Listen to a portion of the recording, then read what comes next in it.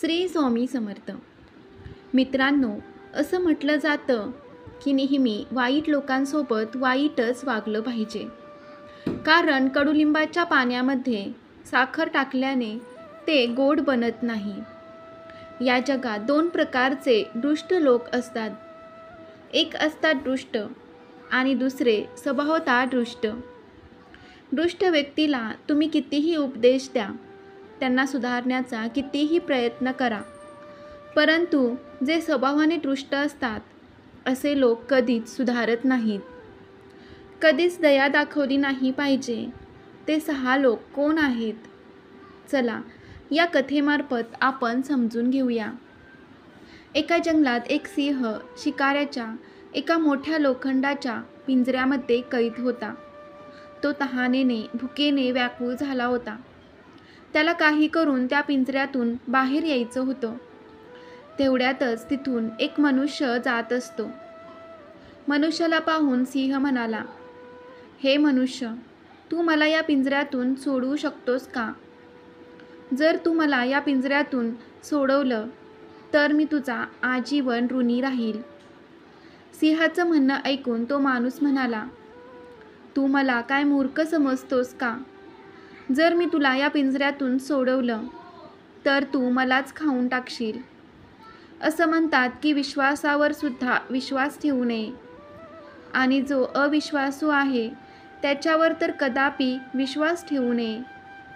नेहमी तीच माणसं धोका देतात ज्याच्यावर माणूस डोळे बंद करून विश्वास ठेवतो.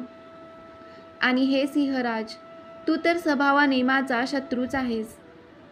ज्या लोकांनी दुष्ट शत्रूवर विश्वास ठेवून त्याचं म्हणणं ऐकलं त्याचं पतन हे निश्चितच आहे, आणि म्हणूनच मी तुला मुक्त करू शकत नाही, या पिंजऱ्यातून सोडवू शकत नाही. मनुष्याचं बोलणं ऐकून सिंह पुन्हा त्याच्यासमोर विनंती करू लागला आणि म्हणू लागला, हे मनुष्य, मी तुझ्यासोबत कोणताही दगा करणार नाही. मी तुला वचन देतो, जर तू मला या पिंजऱ्यातून मुक्त केलं तर तू आजपासून माझा प्रिय मित्र बनशील. असं म्हणतात की ज्याला मित्र आहेत तो मनुष्य एखाद्या कठीण कामसुद्धा लवकर पूर्ण करतो. तुम्ही जरी सर्व गोष्टींनी परिपूर्ण असाल तरी तुम्हाला मित्र हा असायलाच हवा. कारण भरलेला समुद्रसुद्धा चंद्रोदयाची वाट पाहत असतो. तू मला या पिंजऱ्यातून मुक्त करून मला तुझा मित्र बनव. वेळेवर मी तुला नक्कीच उपयोगी पडेल. तो मनुष्य म्हणाला, हे सिंहराज, माझ्यात आणि तुझ्यात मित्रता होऊ शकत नाही, कारण मी तुझं भोजन आहे आणि तुला मी मुक्त केल्यावर तू मलाच नक्कीच खाऊन टाकशील. विद्वान लोक नेहमी म्हणतात की मित्रता आणि विवाह संबंध नेहमीच समान धनसंपत्ती आणि समान कुलामध्ये करावे. जी मूर्ख माणसं त्यांच्यापेक्षा छोटे किंवा मोठे किंवा त्यांच्यापासून वेगळी जात असणाऱ्या माणसासोबत मित्रता किंवा विवाह करतात, असे लोक लोकांच्या हसण्याचं कारण बनतात किंवा ते त्याच्या कर्माने मारले जाऊ शकतात.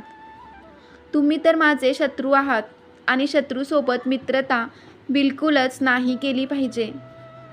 कारण असं म्हणतात की उकळलेलं पाणीसुद्धा आग विझवू शकतो. आणि आणखी एक गोष्ट, मित्रता कधीही विनामतलबने होत नाही. उपकार केल्याने लोकांसोबत मित्रता होत असते. काही कारणांनी पशुपक्ष्यामध्ये मित्रता होत असते. भीती आणि लालसेपोटी मूर्खांमध्ये मित्रता होते. फक्त भेट देऊन तर सज्जन लोकांचीच मित्रता होते. विद्वान लोकांचं असं म्हणणं आहे की जे लोक त्यांच्या जीवनात प्रगती सुखाची इच्छा ठेवत असतात अशा लोकांना कोणावरही विश्वास ठेवायला नाही पाहिजे. सिंह म्हणाला, हे श्रेष्ठ मानव, जो व्यक्ती जाती बघून मित्रता करतो त्याची दृष्टी भेदभावाची असते.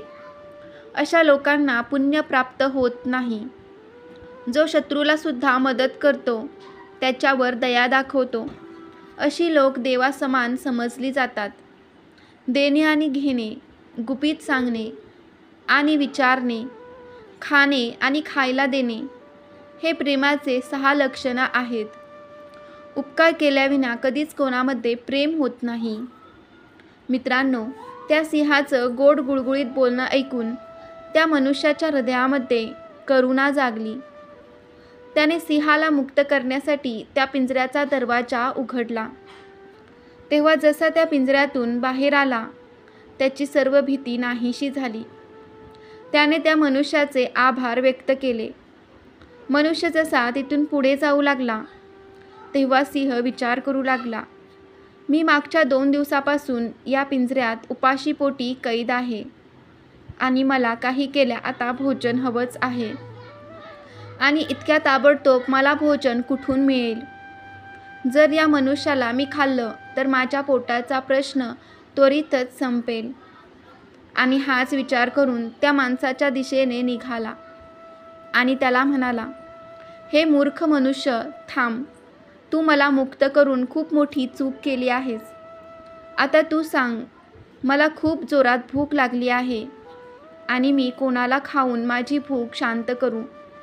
माझ्या पोटाची आग मी कशी शांत करू? आणि म्हणूनच मी विचार केला आहे की मी आता तुलाच खाणार आहे आणि तुला खाऊन मी माझ्या पोटाची आग शांत करणार आहे. सिंहाचं बोलणं ऐकून तो व्यक्ती खूपच घाबरला. भीतीने तो थरथरू लागला आणि बोलू लागला, हे सिंह, मी तुला पिंजऱ्यातून मुक्त करून तुझा जीव वाचवला आहे आणि तू मला मित्र होण्याचं वचन दिलं होतंस, परंतु तू साध्या भुकेसाठी मी केलेले उपकार विसरत आहेस. हा कुठला न्याय आहे? तेव्हा सिंह म्हणाला, हे मनुष्य, तुला हे माहीत नाही का की हे 9 प्रकारचे लोक धर्माला नाही मानत? 1. नशाखोर असलेला मनुष्य. 2. असावधान. 3. वेडा. 4. भुकेला. 5. रागीट. 6. घाई गडबड करणारा. 7. लालची. 8. भित्रा. 9. कामिक. या वेळेला माझी भूक भागवणे हे जास्त महत्त्वाचे आहे. मी जर जिवंत राहिलोच नाही तर मी मित्रता कशी निभावू शकेल? त्या सिंहाचे बोलणे ऐकून मनुष्य विचार करू लागला की मी या सिंहाला पिंजऱ्यातून मुक्त करून स्वतःवरच एक मोठं संकट ओढवून घेतलं आहे. आता मी कशाप्रकारे माझी रक्षा करू? असं म्हणतात की दगडाच्या खाली जर आपली बोटं अडकली असतील तर जो समजदार माणूस आहे तो हळूहळू त्याची बोटं त्या दगडातून बाहेर काढतो. जर आपण जोरात ती बोटं खेचली तर बोटांना मोठी जखम होऊ शकते. दुश्मनाला पाहून त्याच्यासोबत वाचण्याचे 2 उपाय सांगितले गेले आहेत. पहिला त्याच्यासोबत 2 हात करणे आणि दुसरा पायांची चपळता. एवढं बोलून तो मनुष्य जोरात पुढे धावू लागला. सिंहसुद्धा त्याचा पाठलाग करू लागला. तो मनुष्य म्हणाला, हे सिंहराज, आपण आपला न्याय कोणाला तरी विचारून ठरवूया. जर तुझ्या बाजूने निर्णय ठरला तर तू मला बिनधास्त खाऊन टाक आणि जर तुझ्या बाजूने निर्णय आला नाही तर तू मला सोडून दे. सिंह मनुष्याच्या या गोष्टीला राजी झाला. काही वेळ चालल्यानंतर त्यांना एक बैलांचा कळप दिसला. आता ते बैलांना विचारूनच त्यांचा न्याय करणार होते. मनुष्याने त्या बैलांना विचारलं, हे नंदी देवता, तुम्ही आमचा न्यायनिवाडा करा. हा सिंह एका पिंजऱ्यात कैद होता आणि याने मला त्या पिंजऱ्यातून मुक्त करण्याची विनंती केली. मी दयेच्या भावनेने या सिंहाला त्या पिंजऱ्यातून मुक्त केले, परंतु मुक्त केल्यावर हा सिंह माझे उपकार विसरला आहे आणि त्याला आता मलाच खायचं आहे. हे नंदी देवता, तुम्ही सांगा की या सिंहाने मला खायला हवं की नको? त्या दोघांचं म्हणणं ऐकून बैलांनी विचार केला की हा सिंह तर या माणसासोबत अन्याय करत आहे, परंतु या मनुष्याने सुद्धा त्या सिंहाला वाचवताना थोडा विचार करायला हवा होता. परंतु या मनुष्याला वाचवणे देखील कुठला शहाणपणा आहे? हा मनुष्य तोच आहे जो त्याच्या कामासाठी आपल्याला चारा पाणी देत असतो. त्याचं काम झालं की आपल्याला तो वाऱ्यावर सोडून देतो.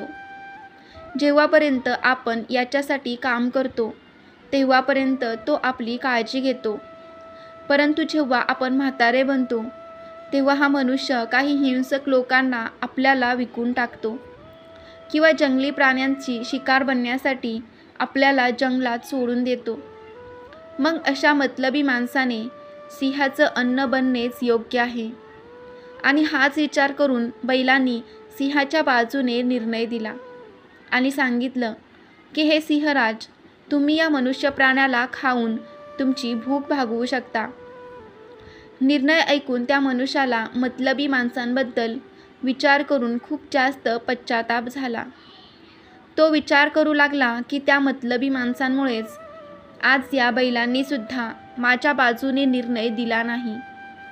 त्यानंतर त्या मनुष्याने सिंहाला सांगितलं की हे बघ, फक्त एकानं दिलेला निर्णय हा चुकीचा सुद्धा असू शकतो. त्यामुळे आपण थोडं पुढे जाऊन आणखी कोणाला तरी आपला न्यायनिवाडा करायला सांगू. आणि जर यावेळेसुद्धा निर्णय तुझ्या बाजूने आला तर तू मला बिनधास्त मला खाऊ शकतोस. त्यानंतर ते दोघे आणखी पुढे चालू लागले. त्यानंतर त्यांना पुढे वाटेत एक कुत्रा भेटला.